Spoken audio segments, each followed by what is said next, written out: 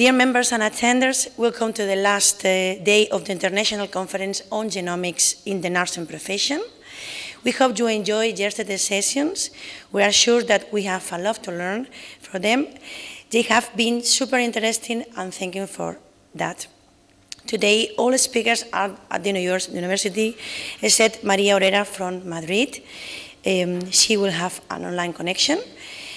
The speakers are from UK and Spain, and the presentation time will be 20-25 minutes, and they will give way to 10 minutes for questions. We hope you enjoy the day. And the first speaker is Emma Tonkin. Emma is Associate Professor on Genomic Healthcare at the University of South Wales, UK.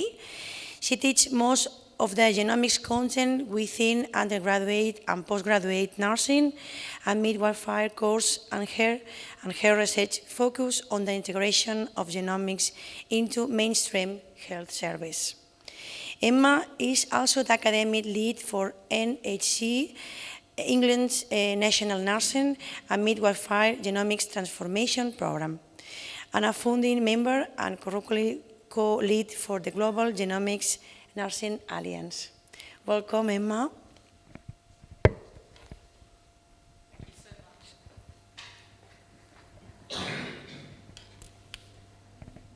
much. So it's been a lovely couple of days, so I'm delighted to be here, and thank you for the invitation. I've picked this title because I think often people look at the UK and think that we are so far ahead of everybody else in terms of what we're doing around genomics. I think we're trying to lead the way a little, but also from what we've learned over the past couple of days, actually everybody is still learning together. So I think I've probably answered my title before I've started my talk in that we are very much still learning. But hopefully some of the things I'll talk about today may provide some ideas for some of the people on this conference.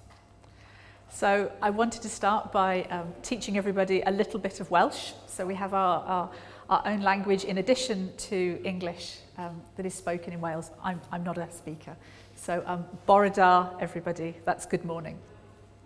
The mountains here are just down the road from where I live. It's a very beautiful part of the UK. And after our talk yesterday from Maria, I went and checked on Google, and actually the country of Wales is a very similar size to Slovenia, slightly larger population, but hopefully we would have a good competition in terms of who has the most beautiful country. So my session is really, I thought it might be helpful because this is an international group of people, to just give you a little bit of understanding around the UK context in terms of our health service and in terms of the specialty around clinical genomics that we have. I want to talk a little bit about the policies that have taken place within the UK that are really driving our changes in our health service, some of the ways that we are using genomics within clinical practice, and then really to think about what that means for nursing and midwifery. And then at the end, really, it's sort of looking at both education and clinical practice. So I can talk about sort of what we're doing very locally within my own university in terms of teaching genomics, but also how we are trying to change clinical practice at a national level. So just to talk about the United Kingdom, I'm sure you're probably all aware that actually the UK is made up of 4 countries. So that's England, Scotland, Wales and Northern Ireland. So we have about 67 million across the 4 nations. I know you will have been hearing lots about our UK government at the moment. So they are based sort of within London, and they provide legislation across the whole of the country. But actually some powers are devolved out to the 4 separate administrations, and health is one of those. So the UK government sets the amount of money that is available to be spent on health, but how that actually translates into services is divided up differently. So there will be some variations in services. But what we do have, and I think this is something that the UK is very proud of, is that we have a nationalised health service. So this was established just after the Second World War, when they were trying to reform both health and social care for the whole of the country. And it has been based on the fact that it is comprehensive. It doesn't matter sort of how ill you are, so it is available to that individual at the point of clinical need, and it doesn't matter about their ability to pay, so it is all centrally funded. In terms of our nursing and midwifery population, so across the whole of the country, we've got about 700,000 in total. So that's our job that we're working on at the moment, is bringing genomics to those 700,000. In terms of clinical genomics, so again, we started to be able to provide some initial sort of clinical practice around genetic conditions in the early 1940s. So that first started at one of our very specialist children's hospitals in London, Great Ormond Street. And from that sort of, early understandings around inherited conditions, the clinical genetics specialty started to grow and was first sort of recognised in around the sort of 80s, and now it's a major specialty within sort of medical training. What we have are specialist centres right across the UK that you can sort of see on the map. So they're typically located within some of our big regional hospitals that we refer to as tertiary or specialist centres.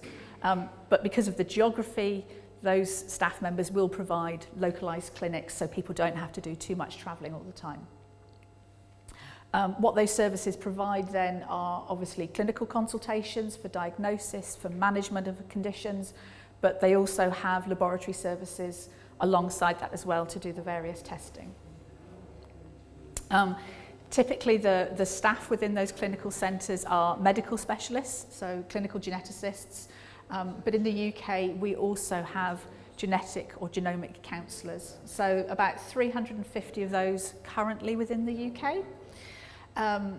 They do have overlapping roles, but typically we think of the medical specialties maybe doing some more sort of preliminary diagnosis, looking at the clinical picture, dysmorphology, for example, and sort of thinking about maybe what type of conditions that maybe we want to offer testing for. But the genetic counsellors will sometimes be involved in that as well, so they will share some of that responsibility, but then they also have these specialised counselling skills that really allow the individual or the family to start to understand what this information means for them and to help them make decisions in terms of going forward, whether or not they want to test, for example. And our genetic counsellors sometimes have their own caseload where the medical staff aren't actually involved. I guess historically, they would typically have been nurses and midwives who would have come into the specialty and sort of learnt on the job and then become genetic counsellors. But we now have a more official route into the profession that requires the master's degree or going through a scientist training programme where it has many branches. So some of them are laboratory based, but some of them can choose to go into genetic counselling. And as a result of that, typically what we're seeing is more scientists and more people with a psychology background as a first degree coming into the profession. But I think it's still really important that we have nurses and midwives, and so they can come in through a portfolio route. So being embedded in clinical practice, if they have clinical experience, they can put all of that together as a portfolio to get qualified. So, yeah, I think in the UK we have been really lucky that actually there has been national strategy going back quite a number of years that has really been supported centrally by government, and that has also been underpinned by financial commitment as well, which has been really important to actually drive this. So going back to sort of the early 2000s, 2003 I think was a really important year for genomics. So it was 50 years since the structure of the double helix for DNA was identified, and it was also the year that we had the first draft of the human genome. And at that time in the UK we marked it also by a government-wide paper that really started to set out what the vision was going to be for genomics within our country. And the idea was actually they wanted to use genomic technology much more, and they wanted to not only have specialist services, but they wanted to start to bring it into mainstream healthcare. So that really then was thinking about actually how were we going to upskill our profession to sort of understand that better. But alongside that professional education, there was also a recognition that we had to help the public understand what this really would mean for them and how they were going to be able to use that genomic information as part of their own health and well-being. And of course, research and development and innovation was also going to be important as well, because that was going to, I guess, drive sort of economic as well as sort of scientific developments. Since 2003, we could see actually what we were learning from the human genome was growing and expanding, and actually the opportunities for different clinical applications was growing.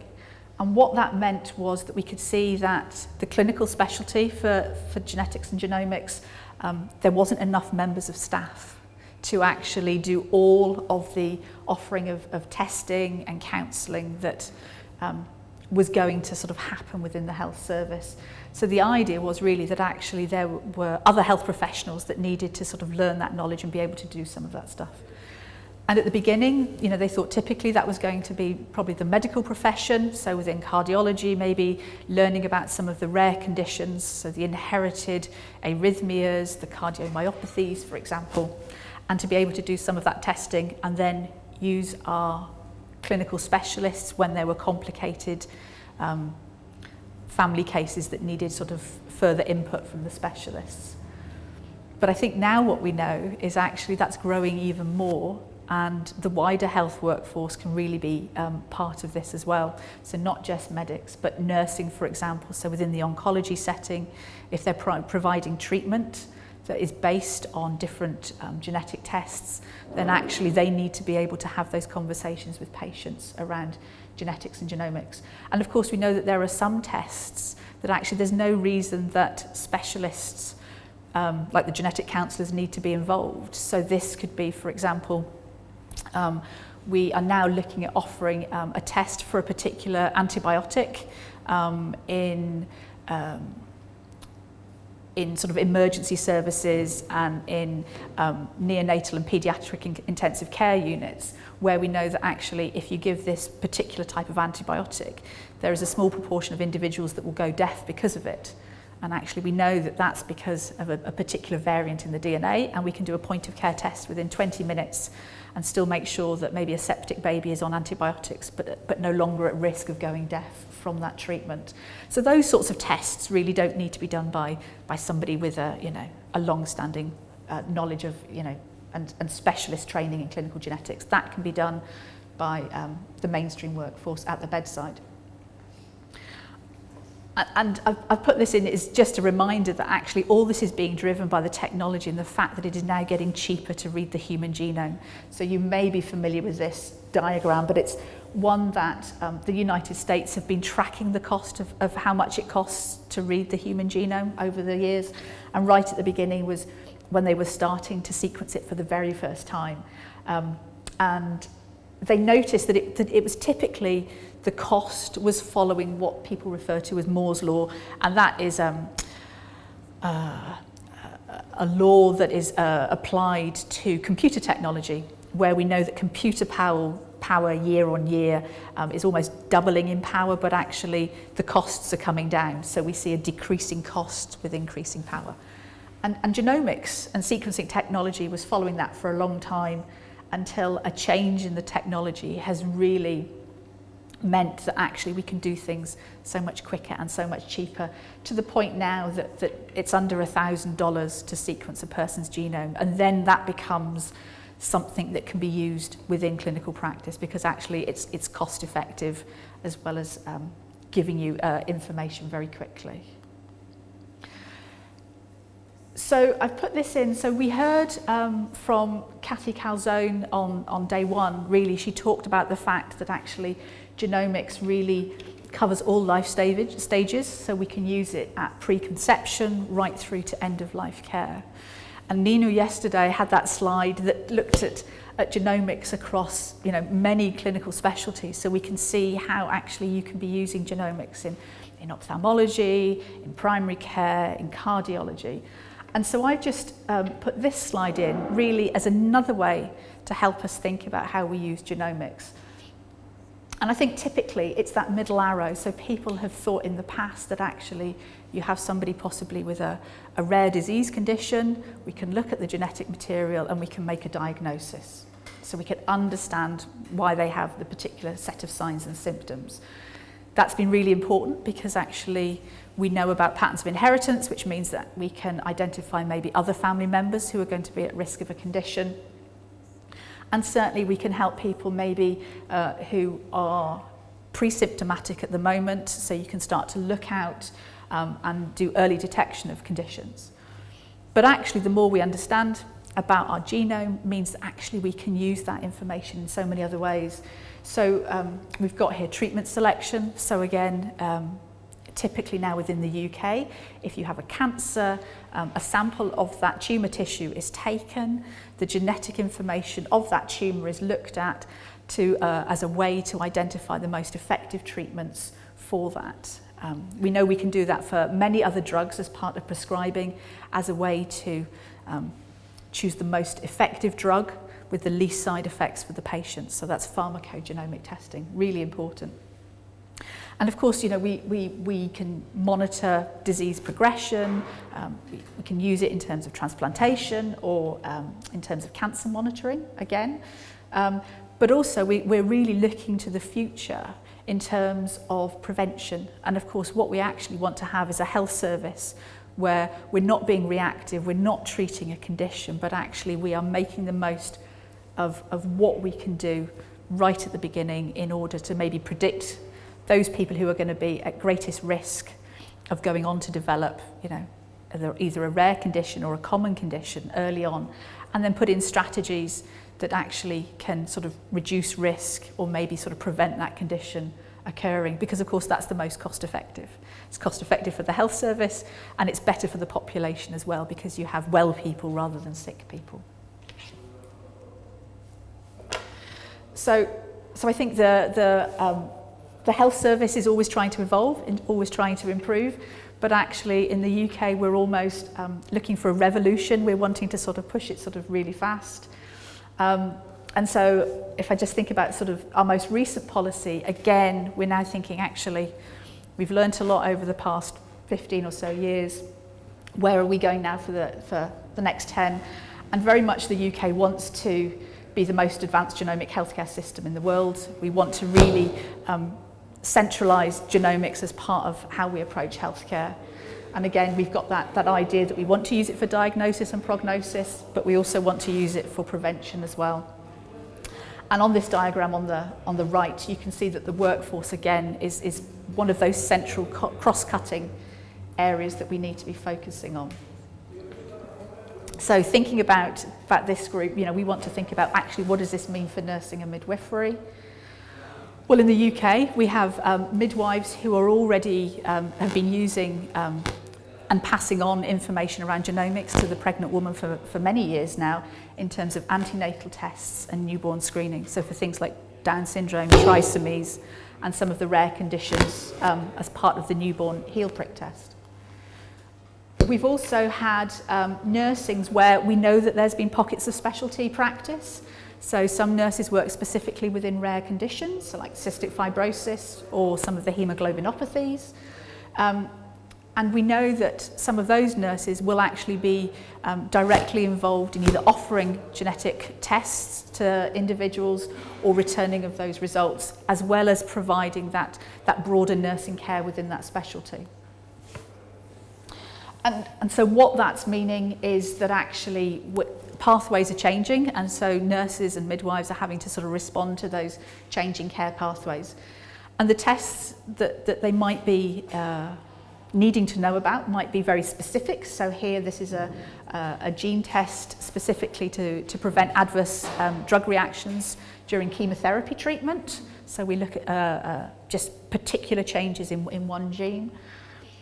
But also they might be in a different environment. So this is a Welsh National Service for paediatrics and young children. So this is our whole genome sequencing. So again, if you have a critically unwell child in either NICU or PICU, and typically in the past they would have gone to different specialties. They would have might have been reviewed by a metabolic consultant or somebody in respiratory or somebody in cardiology to try and work out what's going wrong, why are they so poorly. Now one of the frontline tests that we offer is whole genome sequencing. And this will be on the baby as well as the parents if that information, if samples are available from all three people.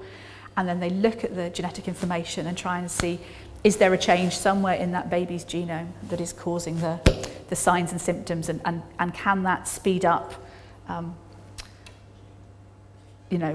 identify what that treatment and management process will be.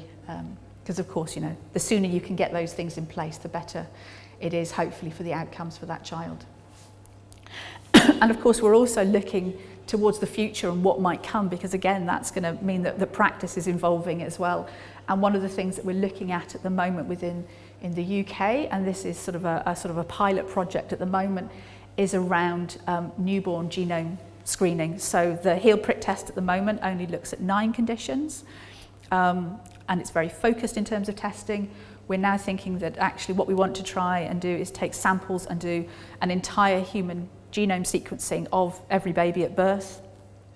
But of course, part of this consultation process at the moment is which conditions we will then report back to the family, and how will the public respond to having this type of information and how they can use it. So it's we have to think about changing now, but also looking to the future and anticipating what's coming.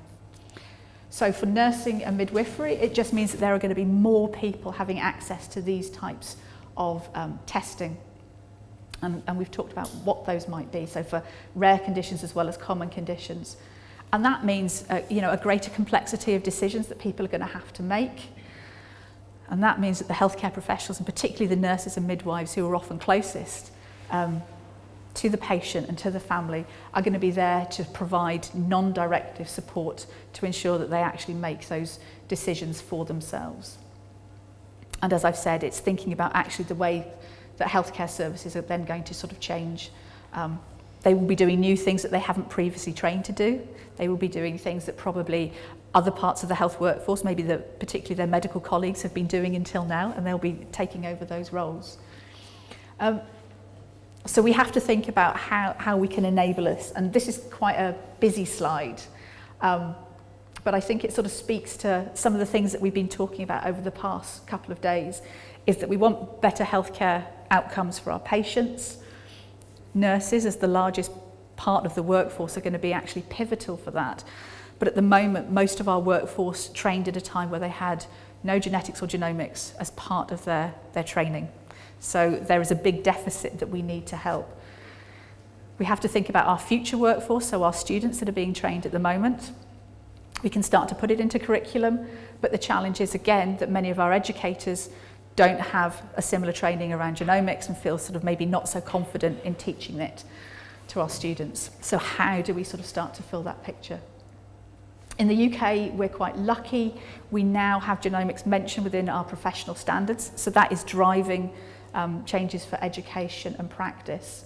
But as I'll show you very briefly in a moment, it's not very detailed in what it tells people to teach. So in the UK, we're very lucky. We have a competency framework explicitly around genomics that sort of unpicks the detail. We're also very lucky in the UK that we have a national programme called the Genomics Education Programme that is providing education support, particularly to our workforce, but also supporting our universities as well. And what that means is that it's driving the creation of different resources that can be used in different settings to really sort of help people. You know, they don't have to sort of generate it themselves, it's all centrally created.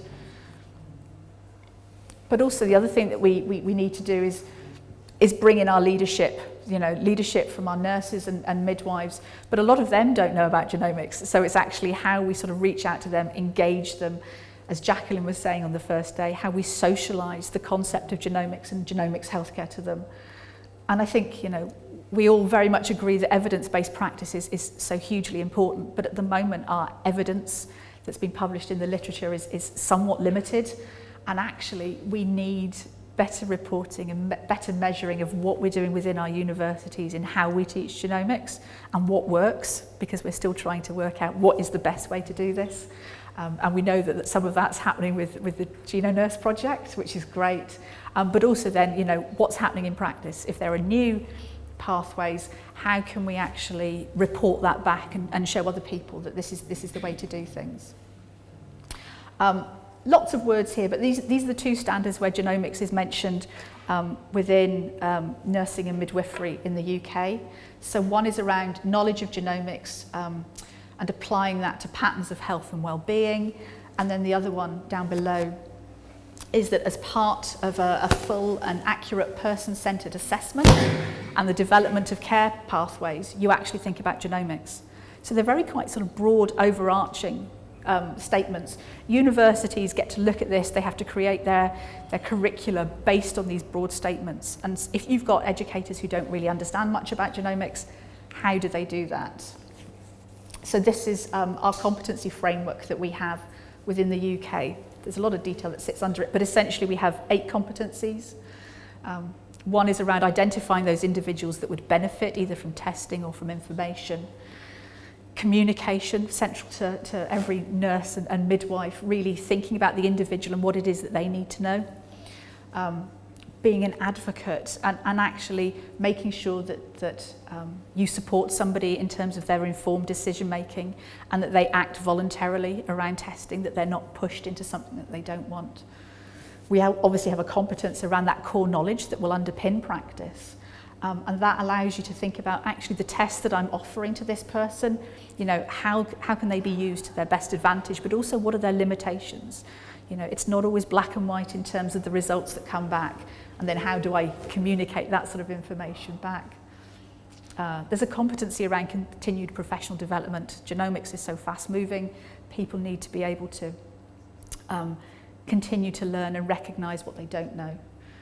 They need to be able to access information, not just from themselves, but for their colleagues and for their patients and their families. And that all then allows them to really sort of provide that ongoing care. So it's not just about the diagnosis, but what it means for them over their long term of their lifetime of care, you know, their well-being, as well as their times of illness. We've just gone through a review and revision of these.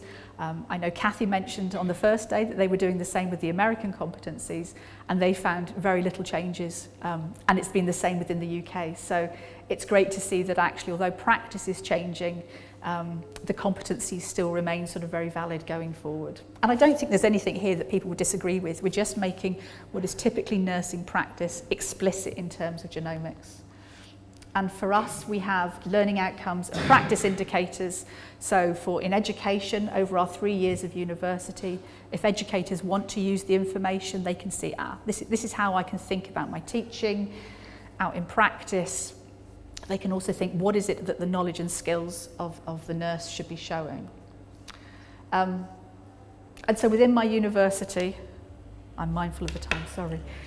Within our university, what we're doing is we're using the competencies to think about what we have to teach that is maybe specific to the profession. So I teach across many different health courses.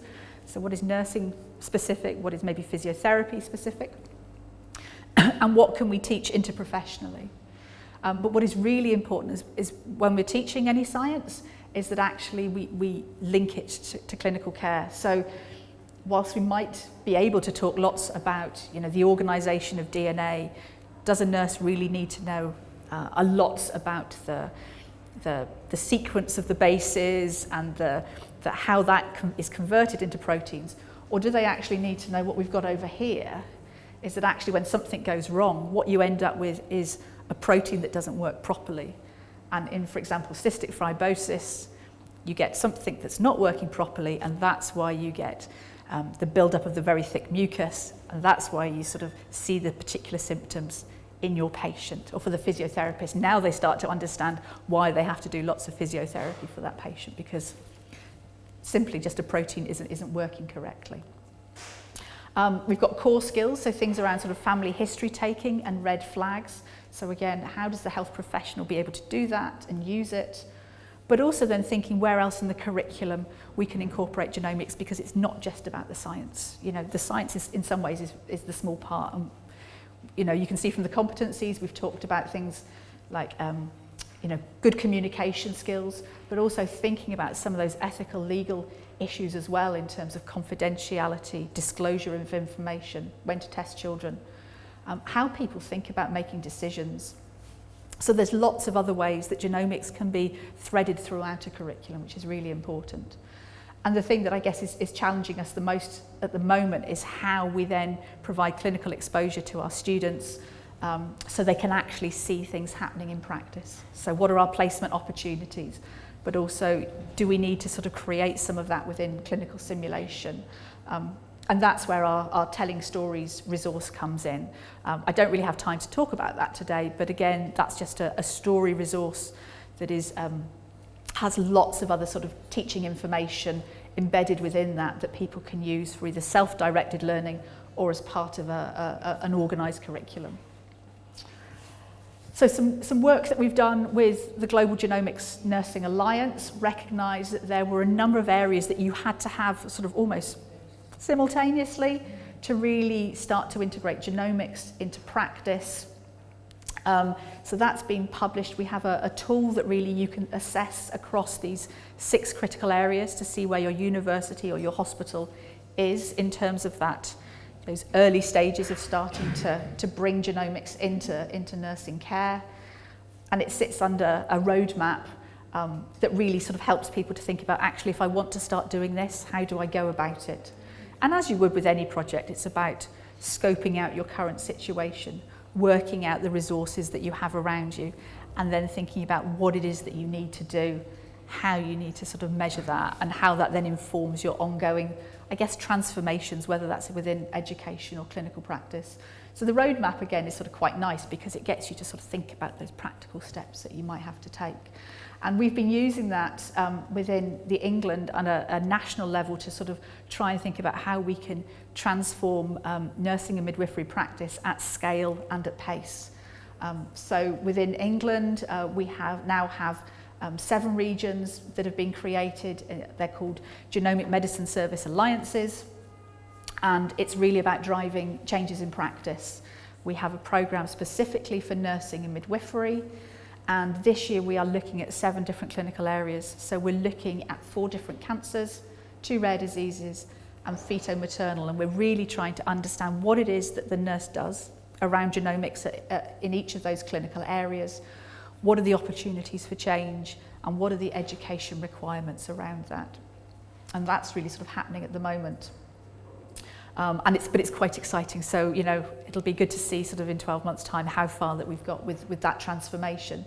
So just to close, I think, you know, what we're doing in the UK shows that we are in quite a strong position. You know, we've been working at this for a while to move things forward. But we're learning from others, so we're learning from what's been happening in different countries, from internationally, to actually try and help us think about what we do specifically in our country. We hope we can provide a model for other people, but it's very much a marathon. It's not a sprint, as I think probably everybody who's part of this event at the moment recognises, and even the UK still has a long way to go. So thank you very much.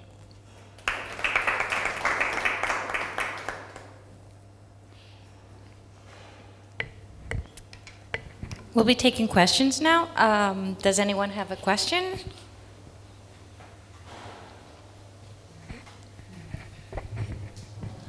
Thank you, Emma. You explained that in UK, no, you have a big project from 2 years ago until 10 years, and it's so huge. And do you think that they start all the things at the same time, or what is the main points do you think that is more important to start? Because the program started 2 years ago, and so the clinical transformation projects, yeah, they started last year, and I think that's because there has been the strategy to reorganise our clinical services. And so they want to see change happening quite quickly. So we have to do things at scale. And we're doing things countrywide because one of the intentions is that there is equity of services.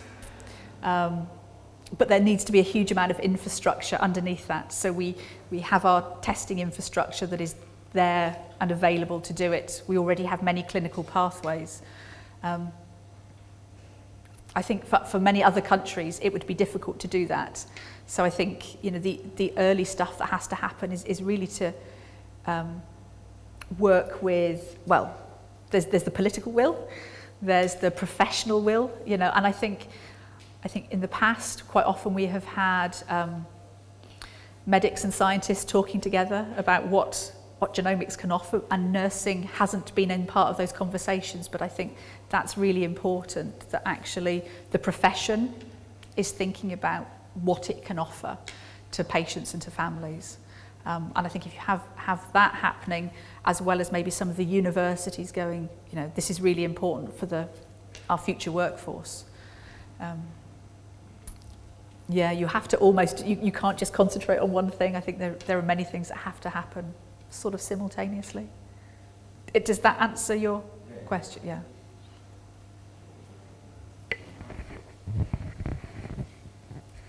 Thank you, Emma. Thank you a lot. It was really a good presentation for all of us. While we see the change in whole genome sequencing and tests going into the mainstream rather than being a very rare possibility for some people only, do you think that we will be at some point where everybody who's born or so will be whole genome sequenced? I think that's what people are anticipating. So I think the idea is that there will be value in having, that's why the Newborn Project is existing. So there will be value in having your genome sequenced at birth as part of your patient record, but obviously securely sort of managed, because as a minimum you might know about childhood conditions where early intervention is very important, which is why we have newborn screening at the moment. So I think those will be the conditions initially, but also maybe pharmacogenomics. So on your medical records, a list of drugs that work really well for you, or the ones that don't and will make you very poorly. So I think that's good. What we don't really know about at the moment is how we manage the information about later onset conditions and those where it's just about risk, so an increase in risk, and how the public will they want that information, how will they understand it, how will they use it. It's sort of like whether they want to open the box of Pandora or not. Absolutely. Yeah. Thank you, Emma.